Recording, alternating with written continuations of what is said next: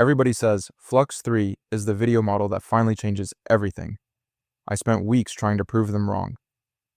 FLUX 3 claims 20-second video, native audio, and real creative control. The question is simple: does it actually deliver, or is this just launch day hype? One of the biggest problems I run into when using AI agents is turning their output into YouTube content I can actually use to market my product. That's why this video is sponsored by Subscriber, a tool that helps business owners connect their AI agents to YouTube and market their products without spending 10 hours every week creating content. You can connect Claude or ChatGPT directly to Subscriber. It then analyzes your business, website, and YouTube channel to help you create SEO-optimized video ideas, scripts, thumbnails, and even complete videos that actually match your brand. What I like most is that every week, Subscriber gives me a list of high-potential video ideas I can immediately execute, and it can even help edit videos for me, with or without my face, including videos like the one you're watching right now. It's easy to get started, and you can try Subscriber for free using the link in the description below. Now back to the video. Claim 1, 20-second video in a single generation. Every other tool on the market caps you at 10 seconds, so you're stuck stitching clips together and hoping the cuts don't look janky. If FLUX 3 actually hits 20 seconds natively, that's a workflow that just got cut in half, and I wanted to see if the number holds up. I went through 7 sources, vendor docs, and community reports, and the 20-second claim holds up consistently across all of them. On top of that, FLUX 3 supports multi-shot chaining, so you can push sequences well beyond a single clip, though no independent benchmark has stress-tested sustained quality across a full chain yet. The number is real. This charge is dismissed. FLUX 3 genuinely delivers 20-second clips, twice the length of what competitors offer right now, and the multi-shot chaining is a real bonus on top. That's one of one claims holding up, and it's not a soft win. I've been living inside AI video tools long enough to know when a length claim is real, versus when it falls apart the moment you try to change shots. Drop a comment if you've been burned by a promise like that before. Claim 2, FLUX 3 outperforms Seedance 2.0. This is the one where the stakes are real, right? If you're paying for a premium video model and Seedance 2.0 at 720p is just as good, you've wasted your budget and your time. The claim is that FLUX 3 wins head-to-head, so let's look at what the numbers actually say. The part that got me is how slim the margin actually is. Early community testing put FLUX 3 at 52% preference versus Seedance 2.0 at 48%, which is a win but barely won. Text rendering and video is where FLUX 3 pulls ahead more clearly, with high accuracy across multiple languages, and temporal consistency drew praise from testers, though none of this is a formal benchmark. FLUX 3 wins this one, but the safer read is that text rendering is the real differentiator, not raw preference scores that could shift with more testing. 2 of 2 claims holding up, though this one's a narrower margin than the marketing implies. Claim 3, precise camera motion and complex action sequences. You know the situation, you need a specific dolly shot or a physics-heavy action beat. You prompt it, and the model just drifts into something random that doesn't match your storyboard at all. FLUX 3 says keyframe to video control fixes that, and I wanted to know whether the evidence actually backs it up. I looked at what's documented and what's not. Keyframe to video control is vendor documented and community reported for basic transitions, so that part checks out.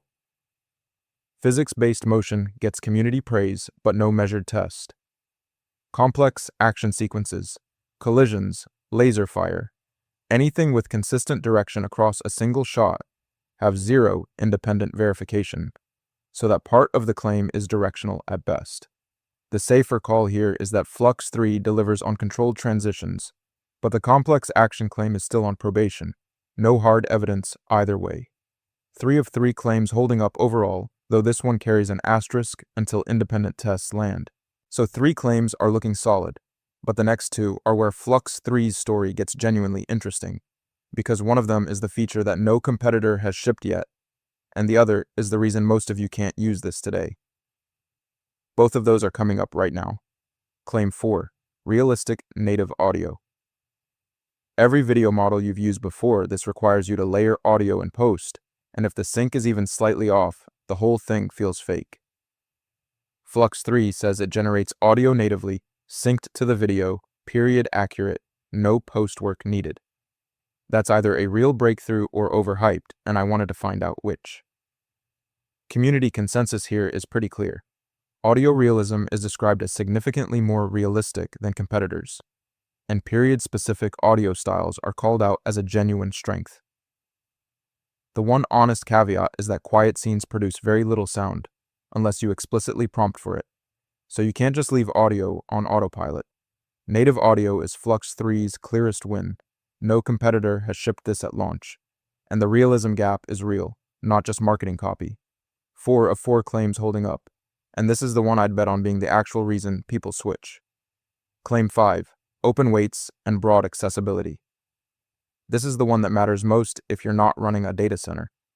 The promise is that FLUX 3 Dev will ship open weights so you can run it yourself, on your own hardware, at your own cost. If that promise doesn't hold, everything you just heard about 20-second clips and native audio is locked behind an access request form you may never hear back from. I looked at what's actually available right now, and the picture isn't good. FLUX 3 Dev is announced, but no weights have shipped, no license is published, and consumer GPU compatibility is unconfirmed, likely requiring quantization the way FLUX 2 did. Pricing completely undefined. Access right now is limited to early requests, and there's no timeline on when that changes. This charge sticks. The accessibility claim falls short because open weights are a roadmap item, not a deliverable, and there's no confirmed path to a consumer GPU today. 4 of 5 claims hold up, and this is the one that decides whether FLUX 3 is worth it for you right now. FLUX 3 genuinely shines in 3 places. First, 20-second clips with native audio in a single generation, double the length of anything else out there. Second, text rendering in video is accurate across multiple languages, which is rare.